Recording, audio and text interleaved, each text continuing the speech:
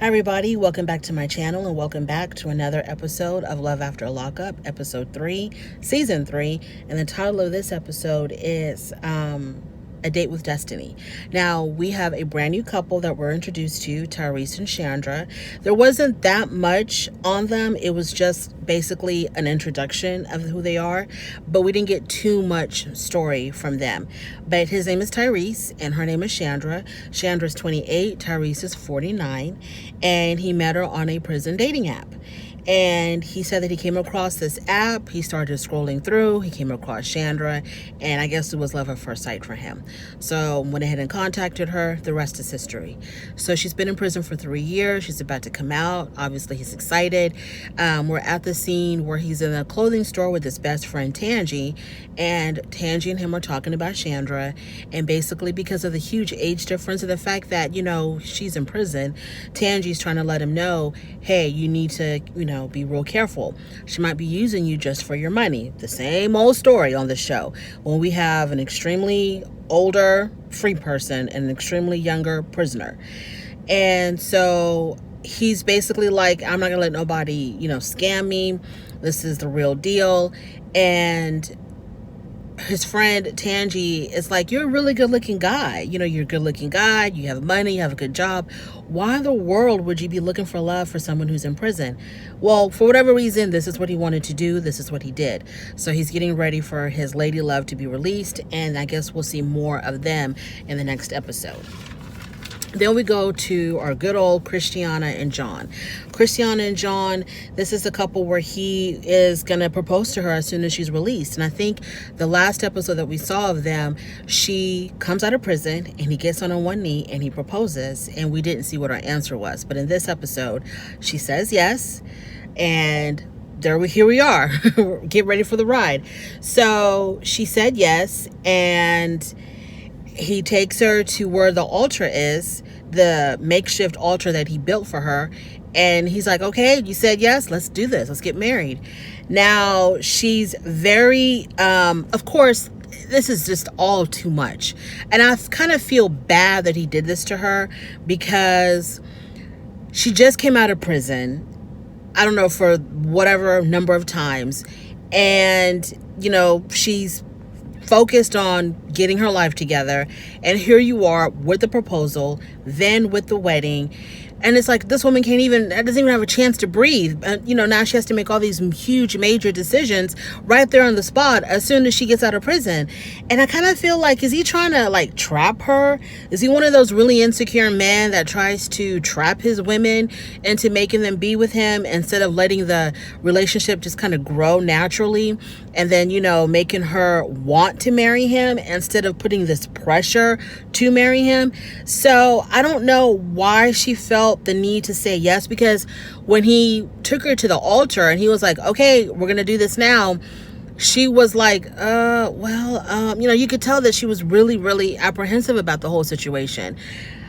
But she said in her confessional that life is about taking risks, and you're not living unless you're risking it all. And she's definitely taking a risk, because how well do you really know someone when you're conducting a relationship behind prison walls and y'all can't spend time with each other? You can't see each other. Everything is by phone or letters or emails or whatever. And how do you know this is the person that you want to be with for the rest of your life? Have you been with them when they're angry? Have you been with them when they're sick? Have you been with them when times got rough to decide I'm willing to be with this person for the rest of my life? But she said she was going to go through with it. Now, he bought her a wedding gown. Her wedding gown was too small, so she went ahead and got married in her prison garb. So that's where that episode ended. I was just like, well, I just didn't understand the rush. I didn't understand why he would, put that kind of pressure on her to get married right then and there, as soon as she hasn't even had a free meal yet. And here you are like, are you going to marry me? Okay, let's go get married. I thought that was just not right. Then we go to Maurice and Jessica. Maurice is the one, he was in prison for, I think, 7 years. They got married in prison. Evidently, they got married only for conjugal visits. And that's what Jessica said. That came out of her mouth. She actually said it in this episode that Maurice married her because he wanted conjugal visits. And the only way to have conjugal visits, obviously, is if you're husband and wife. So when they asked Maurice in his confessional if that's the reason why he got married, he said no comment. So I don't know what Jessica sees in Maurice. I could understand if they had a relationship before he went to prison and she stuck with him throughout these 7 years, but I think they met while he was still while he was in prison. So I just don't know what she sees in this guy. I really don't. To me, he's just, I don't know. Anyway, so she's 33 years old and he's 26. I just don't know what she sees in him. But anyways, so she gets her man from prison. They drive back to her house. She lives in Las Vegas. They drive back to her house. The first thing he does is he goes to use the bathroom. After that, they, reunite. And I kind of felt like he should have showered first. And maybe she should have showered as well. Maybe she did before she went to go pick him up. But I would feel like, you just came out of prison. Don't you want to take a shower, get all nice and clean? But maybe they didn't have time, because I don't think they had time. So they went ahead, did their thing, and that's where we ended with them. Then we go to Scott and Lindsay. Scott is a 51-year-old who's dating Lindsay, who's 27. And this is the one where, while she was away, he was taking care of her mother, taking care of her daughter, supporting them financially. So it's time for her to be released. And he hires a limo driver. He rents a Hummer limo. And he's on his way to the airport to pick up his lady love. This is it right here. And I don't know exactly what the plan was after picking her up, but I guess she has to report to a halfway house as well. When he went to go get the limo, they swiped his card and it was declined. And I was like, I hope this isn't like that other situation last season. I think his name was Scott too, where he told his girlfriend that he had all this money, that he was extremely well-to-do. Coming to find out, he was broke as a joke. I hope this isn't one of those situations with this Scott. I hope not. So he's on his way to the airport to pick up Lindsay. That's where we end with that. Then we go to Quaylen and Chevelle. So Chevelle and Quaylen, this is the couple where Quaylen has been incarcerated for 12 years, from the age of 17 to 29. So he completely grew up behind bars. This is basically the only world he's known for the past 12 years. I'm still not over that. And so Quilandria, which is his mother, and Chevelle, which is his girlfriend, they meet up in Kansas City, because he's incarcerated in Kansas City, but his mom lives in Houston. So they meet in Kansas City, they stay in a hotel, and at the hotel they're having a conversation about what's going to happen once Quaylen is released.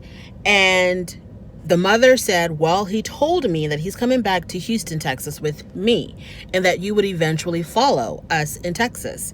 And Chevelle is like, well, he never told me that.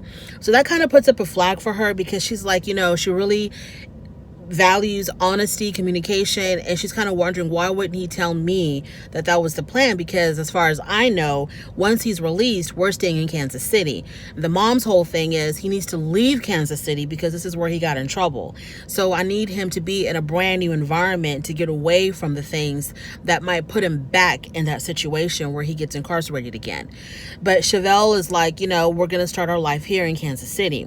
So the next day, they wake up. And another thing I have to say about Quaylen and Chevelle before we go to the release day is that I think Chevelle is also putting too much on him, because as soon as he's released, she wants him to live with her, and then automatically he's going to be daddy duty because she has a little girl. taking care of a household with her, and she's going to be expecting him to contribute and to, slide right on into this ready-made family and to deal with the everyday family things. But this man has been incarcerated for 12 years. That's a long time. And he went in when he was practically a child. He was 17 when he was incarcerated. So he needs time to figure out who he is as a man, as a free man. He needs time to acclimate back into regular society. He doesn't need to be in a serious relationship, which is what Chevelle is expecting, and raising a child. He doesn't need that as soon as he gets out. He might still have the mentality of a 17-year-old. His whole growth, his maturity probably stopped when he got incarcerated, because I'm pretty sure you learn very quickly to be a man in prison, as far as, protecting yourself and learning how the rules and regulations of prison life, the do's and the don'ts of prison life. But I don't think he's learned to really mature as a true man in the outside world. And he needs time to do that.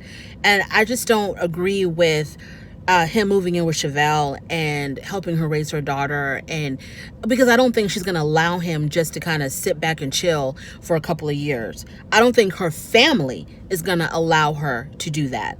So she needs to kind of let him be, whether it's in Kansas City or in Texas, let him be until they can figure out if they really want to be with each other. Because we all know that these couples, once the person is released, they want to taste they want to get a taste of all what it's like to be free. And now here you are, you were incarcerated for 12 years, and then boom, you have to be committed to this woman. You haven't had the chance to date around, to experience other women, to go out there and date. I mean, come on, Chevelle. Anyways, moving on.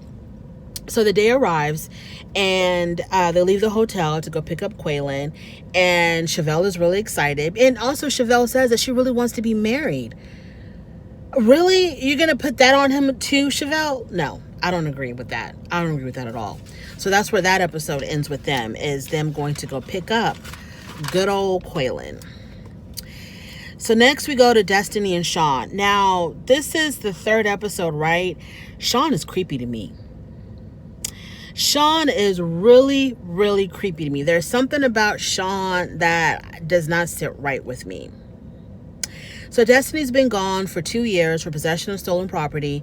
And this is the couple where everyone is telling him, all of his friends and stuff are like, dude, are you sure you're not being catfished? They think for some reason he's being catfished. Her pictures are really cute, I guess. And I guess they think he's being catfished because she hasn't sent him more recent pictures of herself. And her reason is because she's put on a little bit of weight. And so they think that it's because he's being catfished. I don't know. So he's at the hotel that he rented, I guess, for them to spend time in once she's released. He's making her tacos. And at first I thought he was like they were gonna eat there at the hotel, but he made the tacos and then he was going to take them to her, I guess, for her to eat in the car.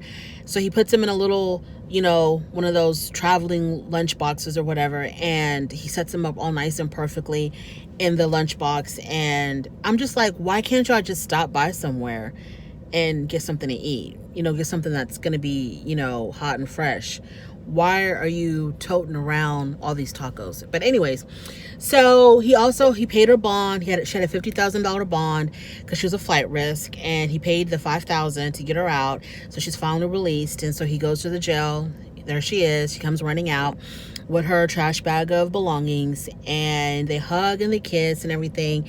And she's very self-conscious of her appearance.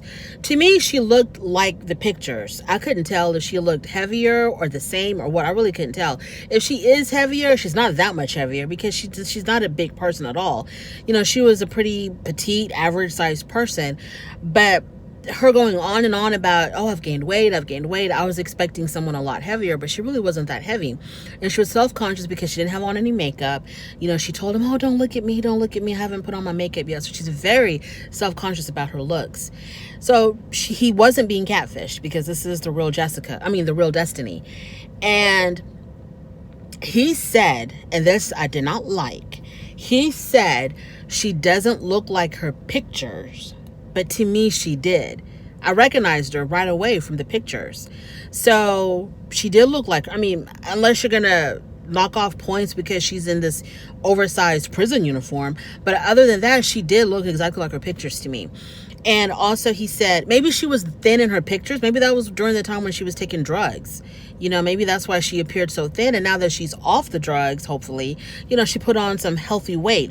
But she was not that big. She was still a small, petite person. And he said that he normally likes short, thin girls, but he will make an exception for her.